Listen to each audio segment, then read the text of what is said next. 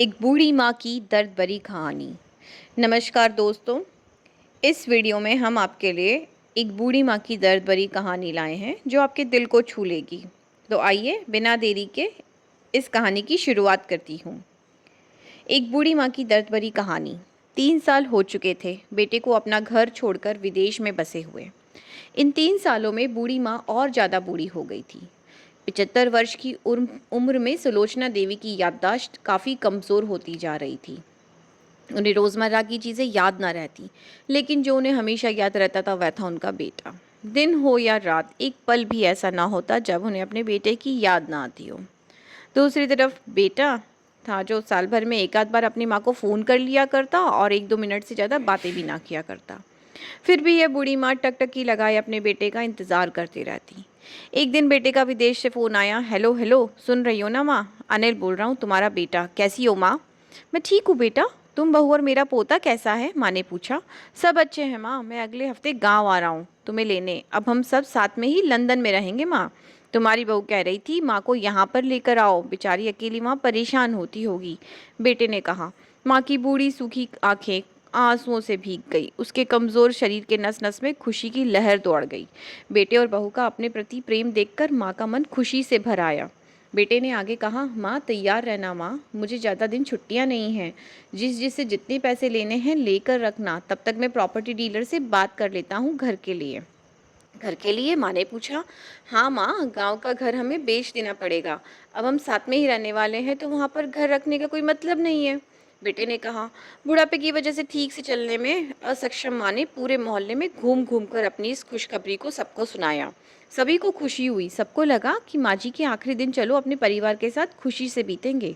घर वापस आकर माँ ने अपने घर के कोने कोने को ऐसे देखा जैसे वह अपने दूसरे बेटे को देख रही हो। देखे भी क्यों ना, उस घर को अपने बेटे से कम थोड़ी समझा था माँ ने। अपने पति के साथ 40 साल यहीं तो बिताए थे, लेकिन अब मजबूर थी बुढ़ापे के आखिरी साल बेटे और बहू के साथ बिताना चाहती थी।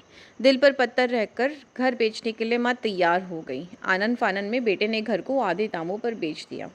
माँ से ज़्यादा तो नहीं, लेकिन जो दिल लगा था उन चीज़ों को समेटा और बेटे के साथ टैक्सी में बैठकर एयरपोर्ट के लिए रवाना हो गई। एयरपोर्ट पर आकर बेटे ने माँ से कहा, माँ तुम यहाँ बेंच पर बैठो, मैं सामान और बोर्डिंग पास की जांच करा कर आता हूँ। वहाँ वक्त लगता है और खड़ा रहना पड़ता है, तुम्हें तकलीफ होगी। तुम यहीं आराम करो, मैं यूँ गया और यूँ आया। माँ बेंच पर बैठ गई और बेटा अंदर चला गया।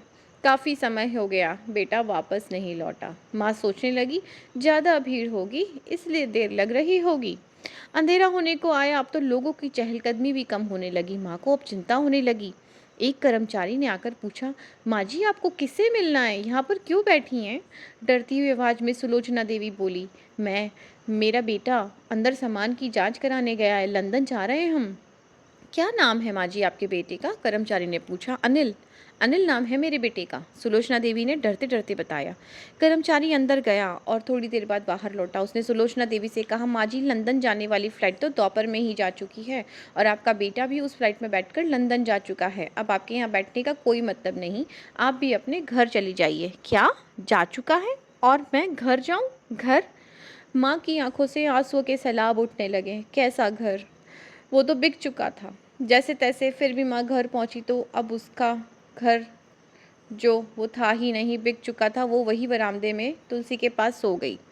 घर के नए मालिक को उस पर दया आई तो एक कमरा किराए से उसको दे दिया। पेंशन के पैसों से खाना और किराए का बंदोबस्त हो ही जाता था। किस्मत जो उस जहाँ वो मालिक थी वहीं पर वो किराएदार हो गई। दिन बीतने लगे। कुछ दिनों बाद घर के नए मालिक ने सुलोचना देवी से कहा, माँ जी आप अपने रिश्तेदारों के यहाँ पर जाकर क्यों नहीं रहती हैं? इस उम्र में आपके लिए वही अच्छा होगा। अच्छा तो होगा, लेकिन अगर मेरा बेटा वापस आया तो उसका ख्याल कौन रखेगा?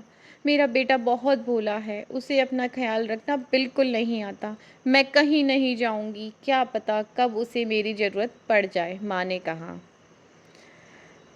माँ को अभी भी विश्वास था कि मेरा बेटा आएगा। तो दोस्तों, सच बता रही हूँ, माँ की ऐसी बातें सुनकर मेरी आंखों में आंसू आ गए। किसी ने सच ही कहा है, पूत कपूत हो सकता है लेकिन माता कभी कुमाता नहीं होती। दोस्तों, आप सभी से हाथ जोड़कर विनती करती हूँ, अपने माता पिता की जितनी हो सके सेवा करना, उनके साथ कभी बुरा बर्ताव मत करना। अगर आपको ये कहानी, एक बूढ़ी माँ की दर्द भरी कहानी कि मेरा बेटा आता ही होगा, पसंद आई है, तो इसे शेयर और लाइक करना बिल्कुल ना भूलें और मेरे चैनल को सब्सक्राइब करें। मैं आपको रोज़ाना एक नई कहानी, और अगर आप डिमांड करेंगे तो उसके अकॉर्डिंग उस तरह की कहानियाँ भी बनाकर ज़रूर भेजूँगी। बाय।